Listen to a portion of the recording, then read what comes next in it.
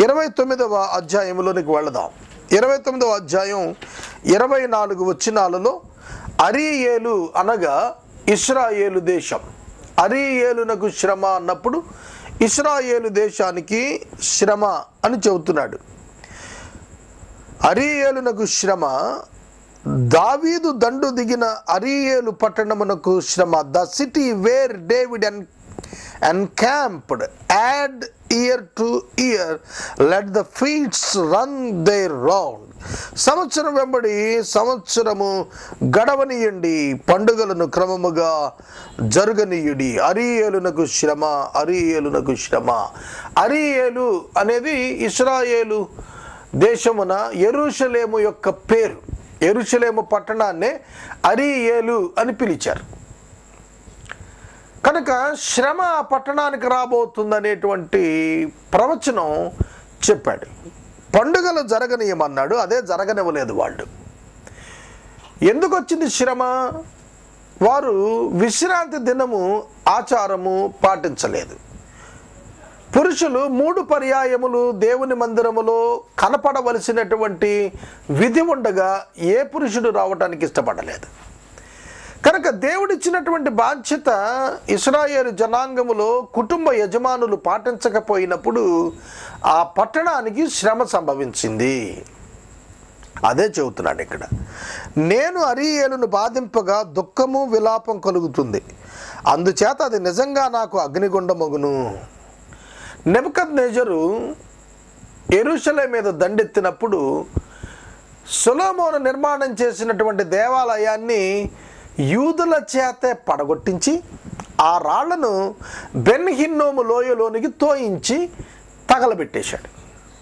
అగ్నిగుండం అయింది అన్నప్పుడు బెన్ హిన్నోము లోయ ఒక డస్ట్బిన్, సిటీ డస్ట్బిన్ అన్నమాట. ఊరిలో ఉన్న వ్యర్థ పదార్థాలన్నీ ఊరి బయట వేసి తగలేస్తారు. ఆ తగలేసేటువంటి స్థలం పేరే ఆ యొక్క లోయ. ఆ లోయలో పారవేయబడినటువంటి రాళ్ళు, అవి ఎక్కడివి? మందిరము యొక్క రాళ్ళు అగ్నిగుండంగా కనిపిస్తున్నాయి అన్నాడు. దేవాలయం సుందరంగా కనిపిస్తోంది, కానీ నెబుకద్నెజరు వచ్చినప్పుడు రాతి మీద రాయి లేకుండా అయిపోయింది. యేసుక్రీస్తు ప్రభువు కూడాను చాలా స్పష్టంగా శృంగారముగా కనబడుతున్నటువంటి దేవాలయం యొక్క భవిష్యత్తును శిష్యులతో మాట్లాడారు. ప్రభువా, ఈ మందిరం చూడు ఎంత శృంగారంగా ఉందో అంటే, రాతి మీద రాయి నిలవకుండా ఉండే దినం ఒకటి రాబోతుందని ఆయన ప్రకటించాడు. క్రీస్తు శకం 70వ సంవత్సరంలో రోమా గవర్నర్గా వచ్చినటువంటి టైటస్ అనే అతడు ఆ దేవాలయాన్ని పడగొట్టించాడు. కనుక అగ్నిగుండం అనేటువంటి పదం తీవ్రమైన దేవుని ఉగ్రతను సూచిస్తోంది. దేవుని యొక్క పట్టణం మీద, దావీదు యొక్క పట్టణం మీదకు ఇటువంటి ఉగ్రత రావటం ఏమిటి? కారణము వారు దేవుని విడిచిపెట్టుట. అప్పుడు నీవు అడగొట్టుబడి పలుకుతువు, నేను నీతో యుద్ధము చేయించు, నీ చుట్టూ శిబిరం వేస్తాను, నీకెదురుగా కోట కట్టి ముట్టడి దెబ్బ వేస్తాను. ముట్టడి దెబ్బ అనే పదం చాలా పర్టికులర్గా నెబుకద్నెజరు ముట్టడి దెబ్బ వేసెను అని వ్రాశాడు. నీ మాటల నేల నుండి ఒకడు గుసగుసను ఆడునట్లుంటుంది, కర్ణపిశాచి స్వరం వలె నీ స్వరం నేల నుండి వస్తుంది, నీ పలుకు ధూళిలో నుండి గుసగుసలుగా వినబడుతుంది. నీ శత్రువుల సమూహం లెక్కకు ఇసుక రేణువులంత విస్తారంగా ఉంటుంది, బాధించు వారి సమూహం ఎగిరిపోవు పొట్టు వలె ఉంటుంది. హఠాత్తుగా 1 నిమిషంలోనే ఇది నీకు సంభవిస్తుంది. ఉరుముతోనూ, భూకంపముతోనూ, శబ్దముతోనూ, మహాశబ్దముతోనూ, సుడిగాలితోనూ, తుఫానులతోనూ, దహించు అగ్నిజ్వాలలతోనూ సైన్యమునకు అధిపతి యెహోవా దాన్ని శిక్షిస్తాడు. చూడండి, ఇవి సూపర్ న్యాచురల్. ఉరుము, భూకంపం, సుడిగాలి, తుఫాను, ఇవేమి మానవుని కంట్రోల్లో ఉండేవి కాదు. వీటిని మానవుడు కంట్రోల్ చేయలేడు. కనుక అన్కంట్రోల్డ్ సిచ్యుయేషన్స్ వారి మీదకి వచ్చేస్తున్నాయి. అది దేవుడు పంపిస్తే వచ్చేవి ఇవన్నీ కూడాను. కనుక దేవుడే పంపిస్తున్నాడు నీ మీదకి శత్రువుని. నెబుకద్నెజరును బలపరిచి పంపించింది ప్రభువు యెహోవాయే. ఇర్మియా అదే చెప్పాడు, మీరు చెరకు వెళ్ళటం మంచిది, ఎందుకంటే దేవుడే శత్రువును మీ మీదకు పంపిస్తున్నాడు అని. అరీయేలుతో యుద్ధము చేయు సమస్త జనుల సమూహము దాని మీద దాని కోట మీద యుద్ధం చేయువారు, దాన్ని బాధపరచు వారందరూ రాత్రి కన్నా స్వప్నంలా ఉంటారు. ఆకలి కొన్నవాడు కలలో భోజనం చేసి మేల్కొనగా వాని ప్రాణం తృప్తి పొందకపోయినట్లు, దప్పికొన్నవాడు కలలో పానము చేసి మేల్కొనగా సొమ్మసిలిన వాని ప్రాణము ఇంకను ఆశగుని ఉన్నట్లు సియోను కొండ మీద యుద్ధము చేయి జనముల సమూహం అంతటికీ సంభవిస్తుంది.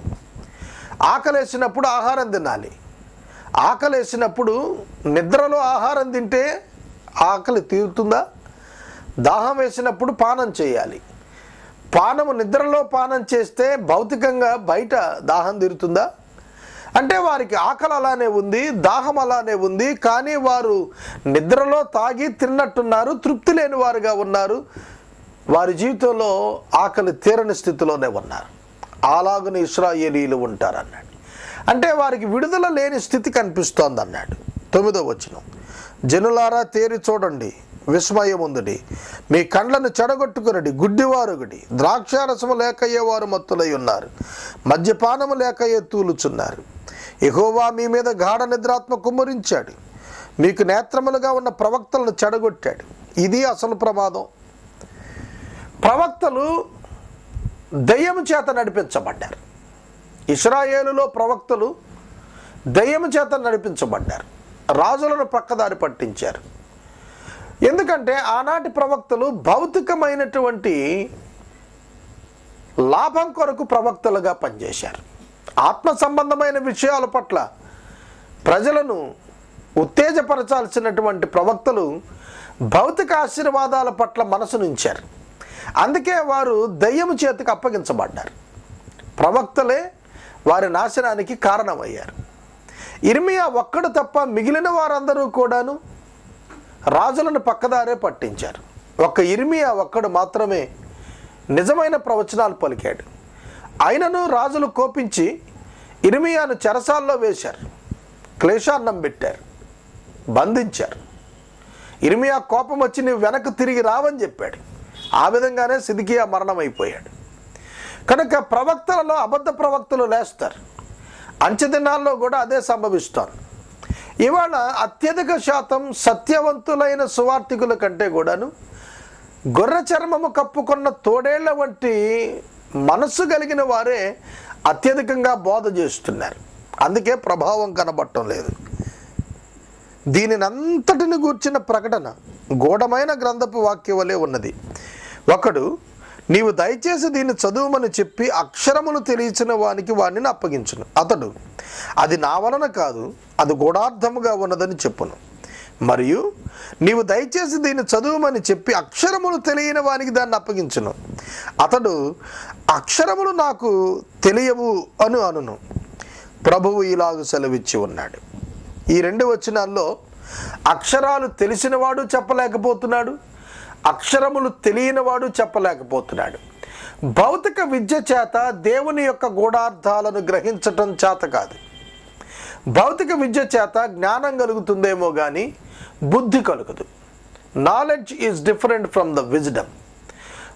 ఒక సంగతిని పరిశీలించుట చేత జ్ఞానం కలగవచ్చును కానీ దేవునిని గూర్చిన పరిశీలన చేత బుద్ధి కలుగుతుంది. కనుక బుద్ధి కలగకుండా జ్ఞాన సంపద ఉపయోగం లేకుండా పోతుంది. ఇది ఇక్కడ చెబుతున్న మాట. ప్రభువు ఇలాగ సెలవిచ్చి ఉన్నాడు, ఈ ప్రజలు నోటి మాటలతో నా దగ్గరికి వస్తున్నారు, పెదవులతో నన్ను గనపరుస్తున్నారు, కానీ తమ హృదయాలు నాకు దూరం చేసుకుని ఉన్నారు. వారు నా ఎడల చూపు భయభక్తులు మానవుల విధులను బట్టి వారు నేర్చుకున్నవి. చూడండి, ఈ ఒక్క పదం మనం ఒకరోజు మాట్లాడచ్చు. సువార్తలలో యేసుక్రీస్తు ప్రభు వారు చెప్పారు ఇశ్రాయేలుని గూర్చి, మిమ్మల్ని గూర్చి యెషయా చెప్పిన మాట సరి అయినటువంటిదే. మీ హృదయాలు దేవునికి దూరంగా ఉన్నాయి, కానీ మీరు పెదవులతో నన్ను గనపరుస్తూ ఉన్నారు. ఆనాటి శాస్త్రులు, పరిసయ్యులు, సద్దూకయులు, యాజకులు ధర్మశాస్త్రాన్ని వల్లెవేశారు తప్ప వారి జీవితాల్లో అభ్యాసం చేయలేదు, వారి జీవితంలో దాన్ని పాటించలేదు. హృదయం దూరంగా ఉంది, పెదవులు మాట్లాడుతున్నాయి. భౌతికమైనటువంటి జీవితంలో ప్రజలను కన్విన్స్ చేస్తున్నారు. వారి రిలీజియస్ స్టేటస్ బాగుంది, కానీ వారి స్పిరిచువల్ స్టేటస్ ఏమాత్రము కూడా వృద్ధి చెందలేదు, ఏమాత్రము కూడా అంగీకారమైనటువంటిదిగా లేదు. హృదయాలు దూరంగా ఉన్నాయి, మాటలు మాత్రం దైవ సంబంధమైనవే వినబడుతూ ఉన్నాయి. భౌతిక సంబంధమైన విషయాలు, మనుషులు నేర్పిన భక్తి, మనుషులు ఏర్పరిచినటువంటి పద్ధతులనే అనుసరిస్తున్నారు. మానవ పద్ధతులను దైవోపదేశములని బోధిస్తున్నారు. ఆనాడే కాదు, ఈరోజు కూడా అదే పరిస్థితి కనిపిస్తోంది. దైవ సేవకులు చాలా జాగ్రత్తగా ఉండాలి. మానవ ఉద్దేశాలు, పెద్దల ఉపదేశాలు దేవుని ఉపదేశాలుగా ఎన్నడూ బోధించవద్దు. దైవోపదేశం వేరు, పెద్దల ఉపదేశం వేరు. కనుక పెద్దల ఉపదేశమే దైవోపదేశంగా బోధించద్దు. దైవ ఉపదేశం ప్రత్యేకం. మన జీవితాల్లో మనం తెలుసుకోవలసింది ఒక్కటే, మనము హృదయమును దేవునికి దగ్గరగా తీసుకుని రావాలి. మన హృదయము ఆయనకు సమీపంగా ఉండాలి. మన హృదయము దూరమును పెట్టి పెదవులతో మహిమపరిస్తే ఏమిటి ప్రయోజనం? దేవుని యొక్క వాక్యంలో లూకా సువార్త 16వ అధ్యాయంలో అబ్రహాము యొక్క రొమ్మున ఆనుకొని ఉన్న లాజరును చూచి పిలుస్తున్నాడు పాతాళములో, వేదనా స్థలములో నుండి. తండ్రివైన అబ్రహామా, లాజరును పంపించమన్నాడు. లాజరు ఈ ధనవంతునికి అబ్రహామును బట్టి సహోదరుడే. అతడు అబ్రహాము కుమారుడే, ఇతడు కూడా అబ్రహాము కుమారుడే. అతడు ఇశ్రాయేలీయుడే, ఇతడు ఇశ్రాయేలీయుడే. కానీ వ్యత్యాసం ఏంటి?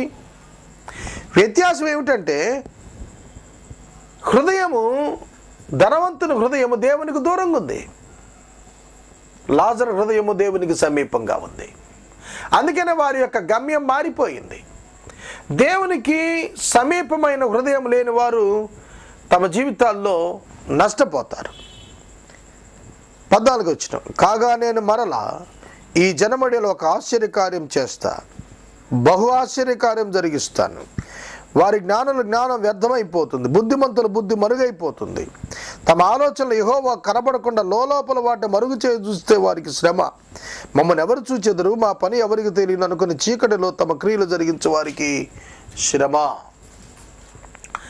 ఇది చాలా ప్రాముఖ్యమైనటువంటి వచనం. యోహాను తన యొక్క సువార్తలో రాశాడు, వారి క్రియలు చెడ్డమైనందున వారు వెలుగునొద్దకు రారు అని. ఎవరు? మతపరమైన నాయకులే, ధర్మశాస్త్రోపదేశకులే, బోధకులే. కానీ వారి క్రియలు చెడ్డవి. వారు వాక్యం దగ్గరికి రావటం లేదు, వెలుగు దగ్గరికి రావటం లేదు, దేవుని ఎదుగు రావటం లేదు. క్రీస్తును తిరస్కరించారు. పైగా మమ్మల్ని ఎవరు చూస్తారు, మా పని ఎవరికి తెలుస్తుంది, చీకట్లో మా పనులు చేస్తున్నాం, ఎవరికీ తెలియదు మా బ్రతుకు అనుకుంటున్నారు. మానవ హృదయం దేవునికి తెలుసు. దేవుడు మానవ హృదయాన్ని చూస్తున్నాడు. అట్లాంటి వారిని మూర్ఖులుగా పిలిచాడు. యెషయా గ్రంథము 29వ అధ్యాయము 15వ వచనము వాక్యము ప్రారంభించుకుందాం. తమ ఆలోచనలు యెహోవాకు కనబడకుండా లోలోపల వాటిని మరుగు చేయజూచు వారికి శ్రమ. మమ్మల్ని ఎవరు చూచెదరు, మా పని ఎవరికి తెలియను అని చీకటిలో తమ క్రియలను జరిగించు వారికి శ్రమ. శ్రమ అనేటువంటి పదము ఇక్కడ కనిపిస్తోంది. ఇది మనం నిన్న కూడా ధ్యానం చేశాం. మనుషులు సాధారణంగా అనుకునేది ఏమిటంటే, మా హృదయము ఎవరికి తెలియదు, మమ్మల్ని ఎవ్వరూ చూచుటలేదు, మేమేం జరిగిస్తున్నామో రహస్యమున అది ఎవరు ఎరుగరు అని అనుకుంటారు. కానీ వారు ఎరుగనది ఏమిటంటే, దేవుడు చూస్తున్నాడు. దేవునికి ఏదియు మరుగుగా లేదు. ఆయనకు సమస్తము తేటగా కనిపిస్తుంది. మానవులకు రహస్యం, కానీ దేవునికి రహస్యం లేదు. దేవుడు సమస్తాన్ని తెలుసుకోగలిగిన వాడు, సర్వజ్ఞాని ఆయన. కానీ మానవుడు అనుకుంటాడు దేవునికి ఏం తెలియదని. ఆదామును దేవుడు అడిగిన ప్రశ్న, ఆదామా నీవెక్కడ, నేను తినవద్దని నీకు చెప్పిన పండును నీవు తింటివా? ప్రశ్న అడిగాడు కదా దేవుడు, తిన్నావా అని. కాబట్టి దేవుడికి ఏం తెలియదు అనుకున్నాడు ఆదాం. నీవు ఇచ్చిన ఈ స్త్రీ నాకు ఇచ్చింది, నేను తిన్నానన్నాడు. దేవునికి తెలుసు నా బ్రతుకు అని ఎవరు తెలుసుకుంటారు వాళ్ళు ధన్యులు. నా హృదయం ఆయనకు తేటగా కనిపిస్తోంది, నేను తప్పించుకోలేను అనుకున్నవాడు ధన్యుడు. అలాగన కాకుండా నేనేం చేస్తున్నానో దేవుడికి తెలియదులే అనుకునేవాడు తప్పక శ్రమ అనుభవించాల్సిందే. 16వ వచనంలో అంటాడు, అయ్యో మీరెంత మూర్ఖులు, కుమ్మరికిని మంటికిని భేదం లేదని ఎంచతగునా? దేవునికి మానవునికి ఒకటే కొలత. మానవుని రహస్యాలు మరొక మానవునికి తెలియవు. మంటి వాడు మానవుడు, మరొకడు మంటివాడే. కానీ మంటికి కుమ్మరికి వ్యత్యాసం ఉంది, అది మీరు గుర్తెరగరా? మీరెంత మూర్ఖులు, దేవుణ్ణి కూడా మనిషిలానే అనుకుంటున్నారా? చాలా సందర్భాల్లో మనం దేవుణ్ణి మనిషిలానే అనుకుంటాం, ఆయనకేం తెలుసులే. కొన్ని సందర్భాల్లో మనుషులు ఆయనకంటే నాకే బాగా తెలుసు అని అనుకునే అంతటి మూర్ఖతలోను కూడా వెళ్ళిపోతుంటారు. మానవుడు తన నిజ స్థితిని దేవుని ఎదుట కప్పుకొనక ఒప్పుకోవటం నేర్చుకోవాలి. దేవుని ఎదుట వేషధారణ తగదు. యోబు ఆదామును గురించి చెప్పింది అదే. ఆదాము తన రొమ్మున పాపం ఉంచుకున్నాడు, రహస్యంగా ఉంచుకున్నాడు, వేషధారి అయ్యాడు అన్నాడు. నేను అలా వేషధారిగా ఉండను అని అన్నాడు. హిపోక్రసీ. దేవునికి ఇష్టం లేనిది వేషధారణ. మానవులు వేషధారణ సాధారణంగానే చేస్తుంటారు. మూర్ఖత. దేవుడు కూడా మనలాంటి వాడే అనుకోవటం. మంటికి కుమ్మరికి భేదం తెలుసుకోపోతే ఎట్లా? మనం మంటివారం, ఆయన కుమ్మరి, మన సృష్టికర్త. సృష్టికర్తకు మన ఎందుకు తెలియనిది ఏముంటుంది? ఆయనకు అంతా తెలుసు. ఆయన కంటికి సమస్తము మరుగుగా లేకుండా కనబడుతోంది అన్నాడు. కనుక మన జీవితాల్లో మనం తెలుసుకోవాలి, దేవుడు ఎంత ఔన్నత్యం గలవాడో నేర్చుకోవాలి. చేయబడిన వస్తువు దాన్ని చేసిన వాని గురించి ఇతడు నన్ను చేయలేదు అనవచ్చునా? రూపించబడిన వస్తువు రూపించిన వాని గురించి ఇతనికి బుద్ధి లేదు అని అనవచ్చునా? ఏమి రైట్ ఉందండి? మానవుడు దేవుణ్ణి పట్టుకొని నన్ను చేసిన దేవునికి బుద్ధి లేదు అనవచ్చునా? 139వ సంకీర్తన. దేవా, నీవు నన్ను కలుగజేసిన విధము చూడగా ఆశ్చర్యమును భయమును కలుగుతుంది అన్నాడు. ఆశ్చర్యము భయము కలుగుతుంది. ఎందుకు ఆశ్చర్యం భయం? మానవ శరీర నిర్మాణం, అవయవ నిర్మాణం మానవ జ్ఞానానికి ఆశ్చర్యాన్ని భయాన్ని దేవుని పట్ల కలుగజేస్తుంది. కంటిని నిర్మించాడు, కానకుండా ఉంటాడా? చెవిని నిర్మించాడు, వినకుండా ఉంటాడా? గుడ్డివానిగా చేసిన వాడు ఆయనే, చెవిటివానిగా చేసిన వాడు ఆయనే, మోగవానిగా చేసిన వాడు ఆయనే. కన్నుంది, చూపు ఉంది. చూపు ఆయన ఇవ్వాలి, ఇవ్వకపోతే ఉట్టి కన్నే ఉంటుంది, చూపు ఉండదు.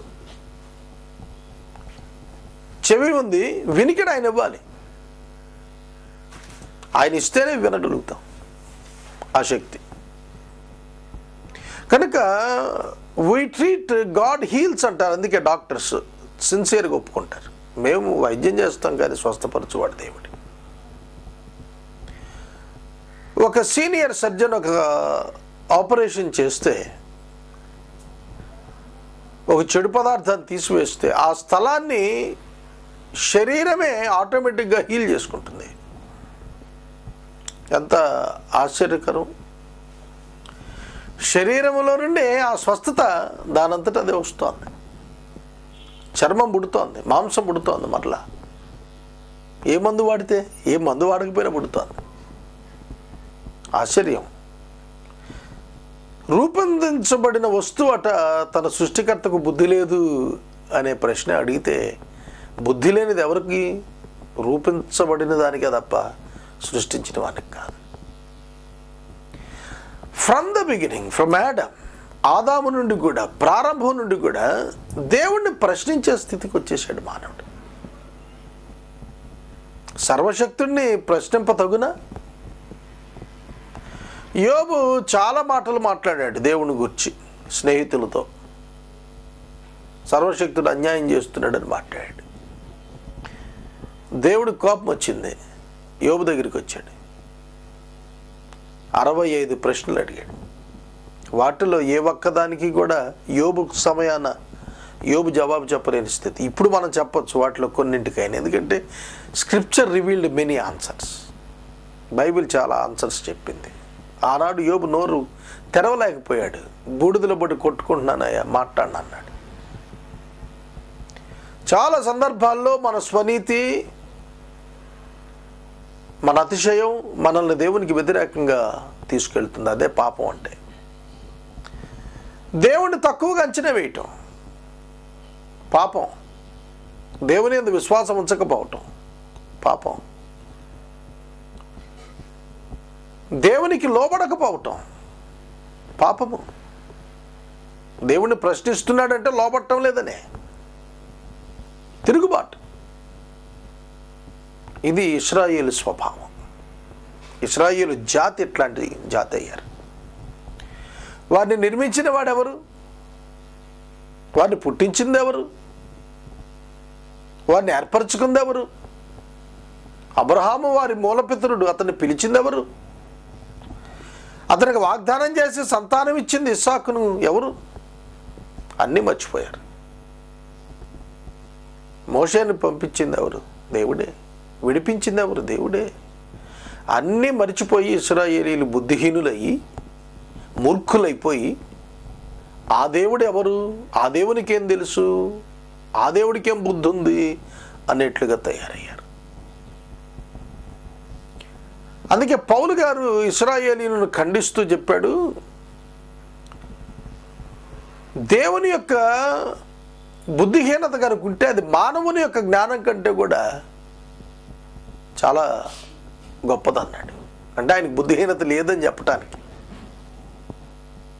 అర్థమవుతుందా సహోదరుడా, సహోదరి? దేవుని తెలుసుకోండి, దేవుని తెలుసుకోండి. బైబిల్ని గురించి తెలుసుకుంటున్నాం, బైబిల్లో ఉన్న నాలెడ్జ్ని తెలుసుకుంటున్నాం, కానీ బైబిల్లో ఉన్న దేవుని గురించి ఏం తెలుసుకుంటున్నాం మనం? Knowing about God, not knowing about the Bible. Bible ఎన్ని అధ్యాయాలు ఉన్నాయి, ఎన్ని వచనాలు ఉన్నాయి, ఎంతమంది రాశారు, ఎన్ని పుస్తకాలు ఉన్నాయి, ఏ కాలంలో రాశారు, ఏ వ్యక్తులు ఇమిడి ఉన్నారు, ఎవరి చరిత్రలు ఏంటి, ఇది కాదు. ఇది knowledge about Bible, knowledge about God. దేవుని గురించిన జ్ఞానం కావాలి. నోయింగ్ అబౌట్ గాడ్, దేవుని గురించి తెలుసుకోవాలి. ఆయన పరిశుద్ధుడు.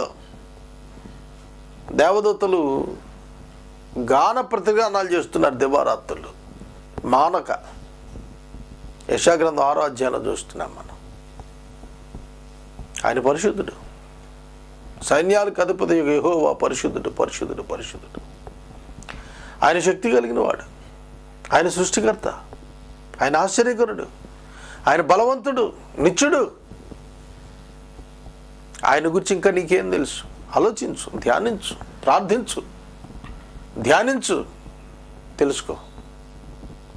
దేవునికి ఏం తెలియదని అనుకుని మూర్ఖుడువుగా మారద్దు. ఇకను కొద్ది కాలమైన తర్వాతనే కదా లెబానోను దేశము ఫలవంతమైన పొలమును, ఫలవంతమైన పొలము వనమని ఎంచబడును. ఆ దినమున చెవిటివారు గ్రంథవాక్యాలు విందురు. అంధకారము కలిగినను గాఢాంధకారము కలిగిన గుడ్డివారు కనులారా చూస్తారు.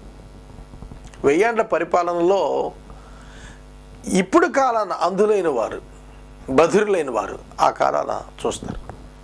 ఇజ్రాయేలీలో ఎవడైనా చెవిటివాడు, మోగువాడు, గుడ్డివాడు ఉంటే వాడు ప్రభునందు విశ్వాసం ఉంచిన వాడై 1000 ఏండ్ల పరిపాలనలో కనుక ప్రభుతో పాటు తిరిగి వస్తే అక్కడ గుడ్డివాడుగా ఉండడు, ఇక చెవిటివాడుగా ఉండడు, మోగవాడుగా ఉండడు. అది అక్కడ అర్థం. యెహోవా యందు దీనులకు కలుగు సంతోషం అధికమవుతుంది. మనుషులలో పేదలు ఇశ్రాయేలు యొక్క పరిశుద్ధ దేవుని యందు ఆనందిస్తారు. బైబిల్ గ్రంథంలో యేసుక్రీస్తు ప్రభు జీవించిన కాలం ఒకసారి తీసుకోండి మీరు. పేదలు చాలా బాధలు పడ్డారు. ధనవంతుడైనటువంటి లాజరు పేదవాడిగా ఉండి ఎన్ని బాధలు పడ్డాడో మనకు ఉదాహరణగా మనకు చెప్పబడింది. అది మనకు తెలుస్తుంది. చూడండి సోదరుడా సోదరి, పేదలు బహుబాధలు పడతారు. అయితే ధర్మశాస్త్రం చెబుతోంది, మీరు ధర్మశాస్త్రమును పాటించిన ఎడల, నా ఆజ్ఞలను పాటించిన ఎడల మీలో ఎవడు పేదవాడు అని అడిగాడు ప్రభు ద్వితీయోపదేశకాండంలో. మీరు ధర్మశాస్త్రాన్ని ఆజ్ఞలను పాటించిన ఎడల మీలో ఎవడు పేదవాడు, నిన్ను వల్లే నీ పొరుగువానిని ప్రేమించుము అన్న మాటలో ధర్మశాస్త్రం నెరవేరుతోంది. పౌలు అంటాడు, మీరు నన్ను విడిచి రాజులైతిని, మీతో పాటు మేమును రాజులమైతిమి అన్నాడు. అంటే ఏమిటి అర్థం? మీరు రాజులైతే మేము రాజులం అన్నప్పుడు, మీరు ధనవంతులైతే మేము ధనవంతులం. ఆజ్ఞలను పాటించినప్పుడు ఎవడు పేదవాడు లేడనేది దేవుని యొక్క ఉద్దేశం. మరి పేదలకు ఎందుకు ఉండిపోయారు? ఆజ్ఞలు పాటించడం లేదు, షేరింగ్ అమంగ్ ద బ్రదర్ అని లేదు, సోదరుల మధ్యన దీవెన పంపకం లేదు. అందుకే వాళ్ళు పేదవాళ్ళుగా ఉండిపోయారు అన్నమాట. స్వార్థం, సెల్ఫిష్నెస్ ఇజ్రాయిల్లో పెరిగిపోయింది. అందుకే పేదలు ఉన్నారు. కానీ 1000 ఏళ్ల పాలనలో పర్ఫెక్ట్ షేరింగ్ ఉంటుంది. అందుకనే అక్కడే పేదవాడు ఉండడు. వాళ్ళు ఆనందిస్తారు, వాళ్ళు కూడా సమృద్ధిలోకి వచ్చేస్తారు. అంటే పర్ఫెక్ట్గా లా అమలు చేయబడుతున్న కాలంగా దాన్ని జ్ఞాపకం చేస్తూ, ఆ దినాన చెవిటివారు వింటారు, మోగవారు మాట్లాడతారు, గుడ్డివారు చూస్తారు, దీనులకు కలుగు సంతోషం దేవుని యందు అధికమైపోతుంది. ఇప్పుడు దీనులు బాధలు పడుతున్నారు, కానీ 1000 ఏళ్ల పాలనలో యెహోవాను బట్టి దీనులు సంతోషపడతారు. 20 వచ్చిన బలత్కారులు అక్కడ ఉండరు, అపహాసకులు ఉండరు, పరిహాసకులు ఉండరు అక్కడ. అది ఖచ్చితంగా ఇదే భూమి మీద జరగాలి. ఎక్కడ జరిగింది చరిత్రలో లేదు, ఇక ముందుకును మనం చూడలేం. ఒక్క ప్రభువారి పరిపాలనలోనే కనబడుతుంది ఏమిటంటే బలత్కారులు లేరు. బలత్కారుల చేత భూమి పట్టబడుతోంది. ఇప్పుడు పరిహాసకులు ఎక్కడ చూచినా ఉన్నారు, అపహాసకులు పరిహాసకులే ఎక్కడ చూచినా. దేవుని పేరు చెబితే నవ్వుకుంటున్నారు. ఎంతమంది లేరు ఈ దినాన అలాంటి వారు? ప్రభువుని గురించి సువార్త చెబుతుంటే పరిహసిస్తున్నారు. అంతా ఉట్టిదే అంటున్నారు. కన్యక గర్భవతి కుమారుని అతనికి ఇమ్మానుయేలుని పేరు పెట్టుదురు. యేసు నీ పాపములను మోసాడు అని ఎవరికైనా సువార్త చెబితే నా పాపాలు ఆయన మోయటం ఏంటో నవ్వుతున్నారు.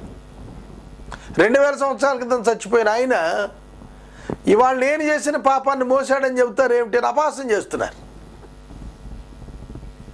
సువార్తను అపహాస్యం చేస్తున్నారు. అందుకనే పౌలు గారు చెప్పాడు, నశించుచున్న వారికి సిలువను గుర్చిన వార్త వెరితనం. వెరితనం అంటే అపహాస్యం, పరిహాసం. యేసు నిన్ను ప్రేమిస్తున్నాడు అంటే నవ్వుతున్నారు. ఆయన ఎవరు? ఆయనకి ఏంటి సంబంధం? నవ్వుతున్నారు. అలాంటి వారు అక్కడ ఉండరు. 1000 ఏళ్ల పాలనలో బలత్కారులు ఉండరు, అపహాసకులు ఉండరు, సెటిల్మెంట్ గ్యాంగులు అక్కడ ఉండవు, ఈ సెటిల్మెంట్ బ్యాచ్లు ఎక్కడ ఉండవు.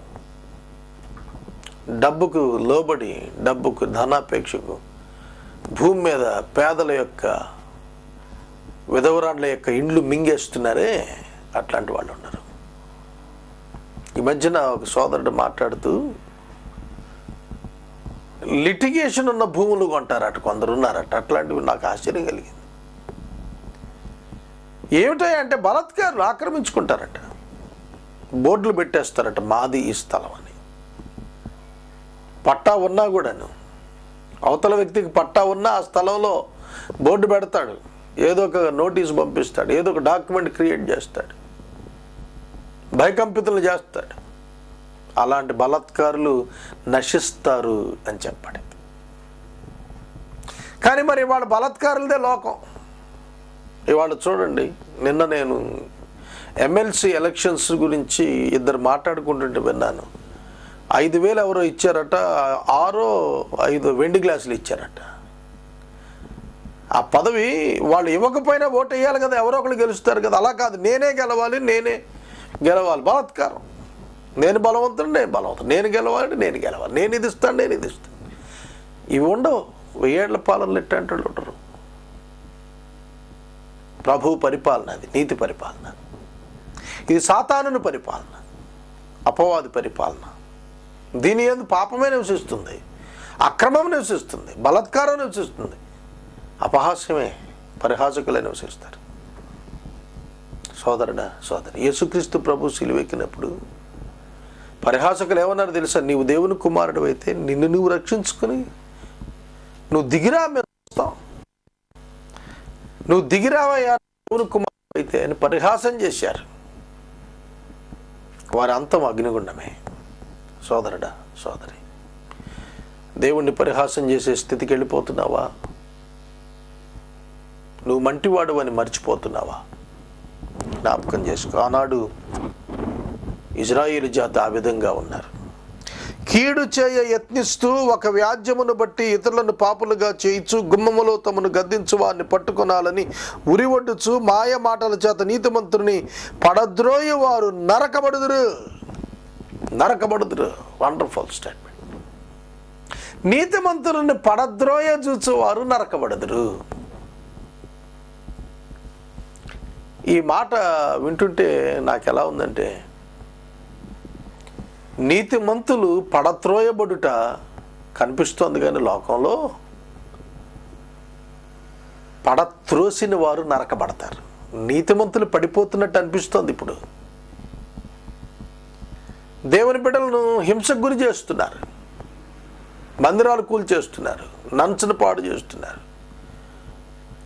పాస్టర్స్ని కొడుతున్నారు, ఇవాంజలిస్టులు కొడుతున్నారు, మందిరాలు తగలబెడుతున్నారు.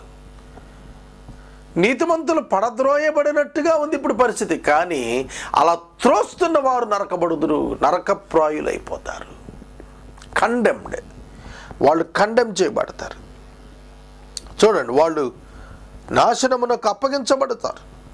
మాయ మాటల చేత పడద్రోయాలనేవాళ్ళు, గద్దించుడు చేత పడద్రోయాలనేవాళ్ళు, వ్యాజ్యం చేసి పడద్రోయాలనేటువంటి వాళ్ళు హింసనందుతారు.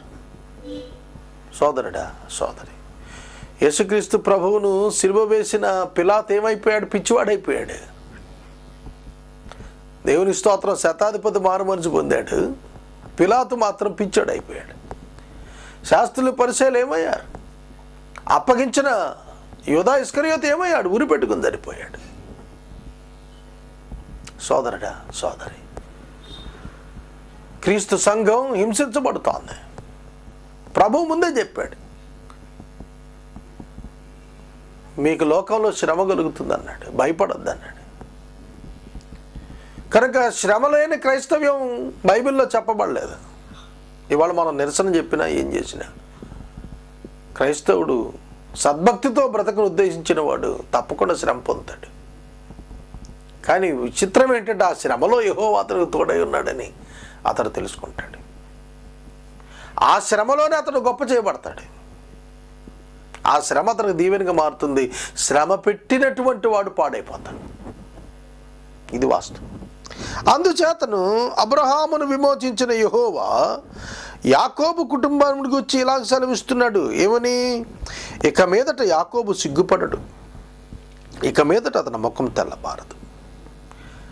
యాకోబు అన్నప్పుడు ఇజ్రాయేలు జాతి. ఈ జాతి ఇక సిగ్గుపడదు, దాని ముఖం తెల్లబడక్కర్లేదు, విభ్రాంతి నుండి కనపడక్కర్లేదు. ఎందుకంటే వారు దేవుని ఎరుగుతారు. అక్కడ యెహోవాను వారు కలుసుకోబోతున్నారు. యెహోవా అని వారు ఎవరైతే ఎదురు చూశారో ఆయనే యేసుక్రీస్తు. క్రీస్తు ప్రభు 1000 ఏళ్ల పాలన రాజుకున్నప్పుడు ఆయన యెహోవా అని తెలుసుకుంటారు. వాళ్ళు తెలుసుకుని ఆయన ఏందో ఆనందించటం ప్రారంభిస్తారు. అందుకనే వారి సిగ్గుపడరు. ఒక ప్రశ్న ఎప్పుడు ఉంది వాళ్ళకి, మెస్సయ్య వస్తాడు వస్తాడు వస్తాడు వస్తాడు, ఏది రాలేదే. తలంచుకొని సిగ్గుపడుతూ వస్తాడండి, ఇంకా వస్తాడు ఇంకా వస్తాడు అంటున్నారు వాళ్ళు. ఆయన వచ్చి 1000 ఏళ్ళ పరిపాలనలో సింహాసనం మీద ఉన్నప్పుడు ఇక వాళ్ళకి సిగ్గెందుకు? మా ప్రభు వచ్చేసాడు, మాకు వాగ్దానాలన్నీ నెరవేరుతున్నాయి, లోకానికి జవాబు చెప్పగలుగుతుంది, ఆ ఒక్క జాతి చెప్పగలుగుతుంది, ఇదిగో మాకు ఇచ్చిన వాగ్దానాలన్నీ నెరవేరాయి, మేము సిగ్గుపడక్కర్లా, మా ముఖం తెల్లబడక్కర్లా, మా ప్రభు మాకున్నాడు అని చెప్పుకోగలుగుతారు. అతని సంతానపు వారు తమ మధ్య నేను చేసే కార్యాలు చూస్తున్నప్పుడు నా నామాన్ని పరిశుద్ధపరుచుదురు. For when he sees his children the work of my hands in his midst they will sanctify my name. యెహోవా నామమును పరిశుద్ధపరచుదురు అంటే ఆయన్ని స్తుతిస్తారు, వారు పరిశుద్ధులవుతారు. ఆయన పరిశుద్ధపరచుట, ఆయన ఆల్రెడీ పరిశుద్ధుడు, ఆయన పరిశుద్ధపరచుదురు అన్నప్పుడు వారు తమను తాము పరిశుద్ధులుగా చేసుకుంటున్నారు. మనం ప్రభువును పరిశుద్ధునిగా ఎరిగినప్పుడు మనము పరిశుద్ధతకు ప్రాధాన్యతనిస్తాము. యాకోబు దేవుని పరిశుద్ధపరుస్తారు, ఇశ్రాయేలు దేవునికి అతని సంతానపు వారు భయపడతారు. యాకోబుని ఇశ్రాయేలుగా మార్చినటువంటి యబ్బోకు రేవులో ప్రత్యక్షమైన ఆ దేవుడు యేసుక్రీస్తుకు యూదా జాతి, ఇజ్రాయేల్ జాతి అంతా భయపడతారు. ఇప్పుడు ఎవరు భయపడలేదు, యేసు ప్రభు అంటే ఎవరికి లెక్కలేదు. ఇప్పుడు ప్రజెంట్ టైమ్స్లో యూదులు యేసుక్రీస్తుని లెక్కే చేయరు. ఆయన ఒక మానవుడు అంటారు, ఆయన ఒక ప్రవక్త అంటారు, అంతవరకు. కానీ 1000 ఏళ్ల పరిపాలనలో అదే యేసుక్రీస్తు ప్రభువుకి భయపడతారు. కారణం ఏంటంటే వారికి కనులు తెరవబడుతున్నాయి, వారు గ్రహింపుకు వస్తారు. చంచల బుద్ధి గల వారు ఒకప్పుడు వారు వివేకులైపోతారు. ఒకప్పుడు సణిగేవారు ఇప్పుడైతే ఉపదేశమునకు లోబడేవారుగా మారతారు. ఉపదేశమునకు లోబడేవారుగా మారతారు. సోదరుడా, సోదరి, ఉపదేశమునకు లోబడేవారుగా మారతారు. గుర్తుపెట్టుకోండి, మనము ఉపదేశమునకు లోబడుతున్నామా? ప్రవచనాలు ఇశ్రాయేలులో నెరవేరుతాయని చెబుతూనే సంఘానికి ఒక వర్తమానం ఉంది. ఏమిటంటే చెంచల బుద్ధి ఉన్నవారు వివేకులగునట్లు, సణుగుతున్నవారు లోబడినట్లు యెహోవా యందు భయభక్తులు అనగా క్రీస్తును తెలుసుకోవాలి, విశ్వసించాలి. అప్పుడే నిజమైన ఆశీర్వాదం.